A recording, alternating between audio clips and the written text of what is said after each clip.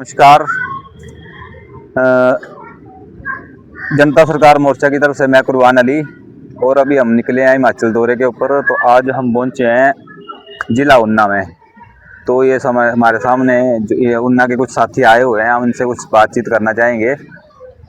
तो जनता सरकार मोर्चा का विजन क्या है, जनता सरकार मोर्चा क्या है, थोड़ा उसके बारे में हम आपको बताते हैं। जनता सरकार का मोर्चा का गठन जो है 2022 में हुआ था। तो इसके संस्थापक सदस्य जो हैं डॉक्टर देवेंद्र बल्लारा प्लस और अदर कुछ साथी हैं जिन्होंने इसकी स्थापना की थी। तो आज मोर्चा जो काम कर रहा है उसका मुख्य उद्देश्य है जल, जंगल, जमीन और जानवर, इनकी रक्षा करना, इनकी सुरक्षा करना। अगर जल, जंगल, जमीन और जानवर हैं तभी आदमी का अस्तित्व है। अगर जल, जंगल, जमीन, जानवर अगर इनके साथ छेड़छाड़ जैसे आज के टाइम पे हो रही है, मतलब हमारे घरों से जानवर भी कम हो रहे हैं। जल जैसे आज के टाइम, पहले क्या होता था कि जल हर गांव के पास अपना एक जल पीने के पानी का साधन होता था, लेकिन आज के टाइम पे हम डिपेंड हो गए हैं सिस्टम के ऊपर। नलके की टूटी में पानी आएगा तो ही, अगर नहीं या फिर मोटर चलेगी हमारी तभी पानी है, अदरवाइज हमारे पास अपने पीने के पानी का भी कोई सोर्स नहीं है।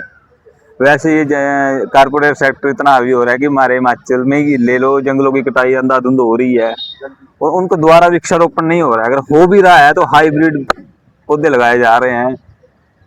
और उसके बाद आते हैं हमारी खेती के ऊपर। आ जाइए, ये दे पोस्टर दे जरा। हम इस पे हमने एक पोस्टर जो बनाया, इससे कुछ बातें जुड़ी हम बता रहे हैं। जैसे हम टीम को भी आगे पोस्टर दिया हुआ है। तो जल की बात मैंने कर ही ली, जंगल की बात हमने कर ली। एक हमारा जो चल रहा है वो कर्ज मुक्त है कि किसान और मजदूर को कर्ज मुक्त बनाना है। किसान की जो व्यक्तिगत जमीन जो है ना केसीसी के नाम पर बैंकों में पड़ी हुई है, तो उस जमीन को वापस किसान को कैसे दिलाना है उसके ऊपर हम चर्चा करते हैं। उसके लिए हम 3 दिन का सेशन प्रोग्राम रखते हैं, उसमें हम डिटेल से विस्तार से बैठ करके इसके ऊपर चर्चा करते हैं।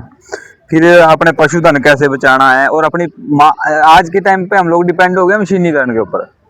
मशीनीकरण पहले तो चलो फैक्ट्रियों में, इंडस्ट्रियों में चलता था, आजकल एआई आ गया है, रोबोटिक आ गया है। छोटे छोटे घरों में मतलब लोगों ने ऐसे सफाई करने के लिए भी रोबोट रखे हैं, हमने देखा है कई मतलब होटलों में या कई जगह पे आजकल रोबोट भी सर्विस दे रहे हैं। गुजरात में मेरे ख्याल एक होटल खुला है, उसमें ना बंदा ही नहीं है कोई भी, रोबोट ही आता है, ऑर्डर लेता है, वही सब कुछ तैयार करके वही है। इधर मंडी में भी आ गया, तो इतना तक हो गया है।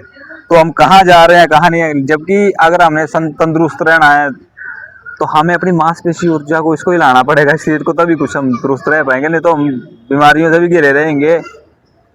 फिर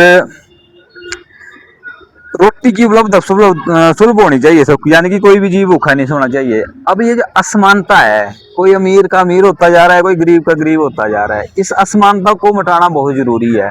कोई भूखे पेट सो रहा है और किसी के पास इतना है। जैसे अभी हमारे, अगर अपने देश की बात करें तो हमारा जो कुछ वर्ग है जिसकी मतलब मेरे ख्याल से 90% के करीब जो संपत्ति देश की जो भी मतलब असेट है उसके ऊपर कुछ लोगों का कब्जा है, और बाकी के मतलब जो हम 10% 20% पॉपुलेशन है उसके पास ही है, बाकी उसी में गुजारा कर रही है। वो बड़े बड़े कारपोरेट हैं, उनको कब्जा करके बैठे हैं। वैसे ही हमारा सिस्टम है या सरकारें बैठी हैं वो उनको प्राइवेटलाइज कर जा रही हैं, करे जा रही हैं। जितनी हमारी रेल है, भेल है, एयरपोर्ट हैं, सारे के सारे एक ही व्यक्ति को दिए जा रहे हैं।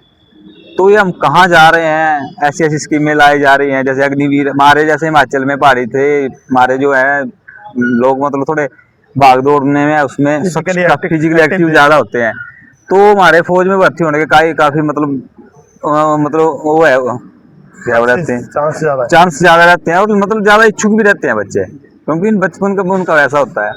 तो हमारे पास पहाड़ियों के पास ज़्यादा एक विकल्प होता था, लेकिन आज अग्निवीर स्कीम आने से उनका फ्यूचर ही मतलब अंधकार में चला गया, किस्म से अनस्टेबल हो गया वो। और जैव मुक्त खेती है। अब खेती की बात कर ले हम लोग, तो खेती में यूरिया, पेस्टिसाइड, डीएपी डाला जा रहा है, उससे आप खुद ही देख लो कितना बुरा हाल है, और वही हम लोग खाए जा रहे हैं, और उसी से जितनी भी बीमारियां, जितना भी कुछ हो, अब पता ही है अब सब जितना भी। बाकी तो हम अपने चैनल पे डालते रहते हैं इससे रेगुलर जितनी वीडियो है।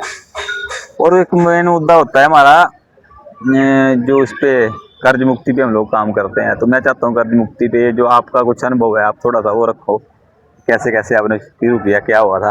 अभी शुरुआत से बात करता हूँ तो सबसे पहले आज से 9 महीने पहले सितंबर 2025 में मैंने बैंक से डॉक्टर साहब से मिलने के बाद बैंक से एक प्रश्न पूछा था कि 100 रुपये लिखे हुए नोट के अगेंस्ट वो मेरे को क्या देते हैं या क्या दे सकते हैं। तो उन्होंने जिस पर जैसे उनसे बात हुई मैनेजर